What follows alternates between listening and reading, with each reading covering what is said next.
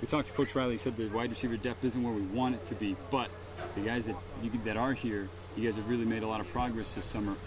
What kind of progress have you made, and what specific things have you done to ensure that progress?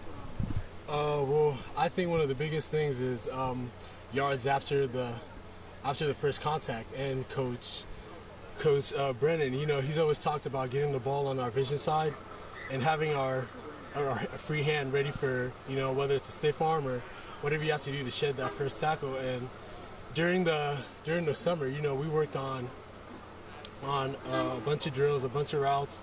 And, we try to work that every day. Whether after catching the first ball, we'd have a corner or two of them try to strip the ball from us, and we'd have to have that hand ready to, get them off us.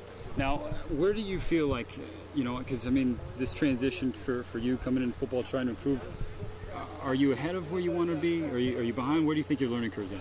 I feel like I'm still far behind. There's a lot that I feel like I still need to work on, and each day of fall camp, I need to come out here and improve each and every single day, and can't take any days off. And if I continue to do that, I'm sure by the first game, hopefully we'll see a whole new Obum, and hopefully it's making big plays for us.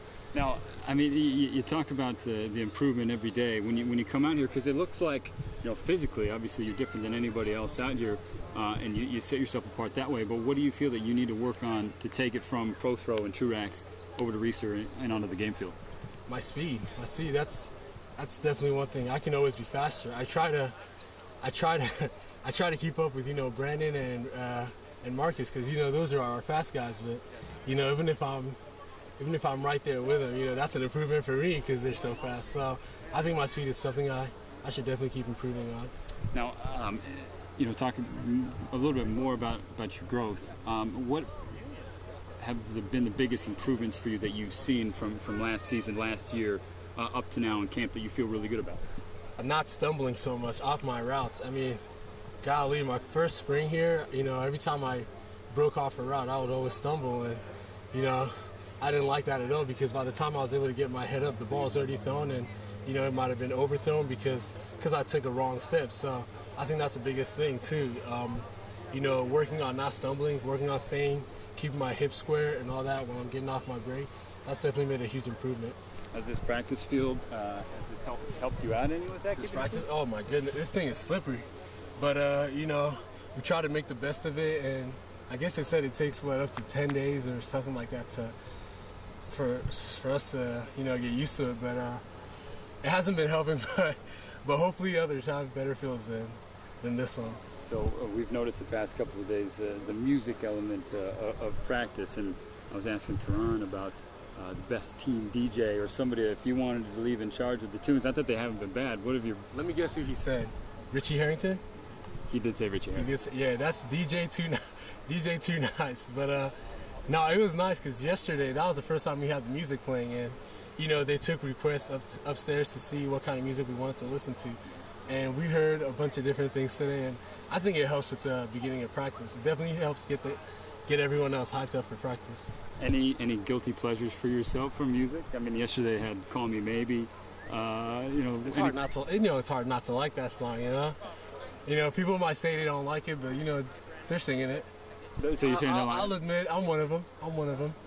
What about other songs that you would like to see put into the rotation? Other songs, man. I'm a big Kanye West fan and Frank Ocean, but I doubt we'll hear any Frank Ocean. That's too mellow for practice.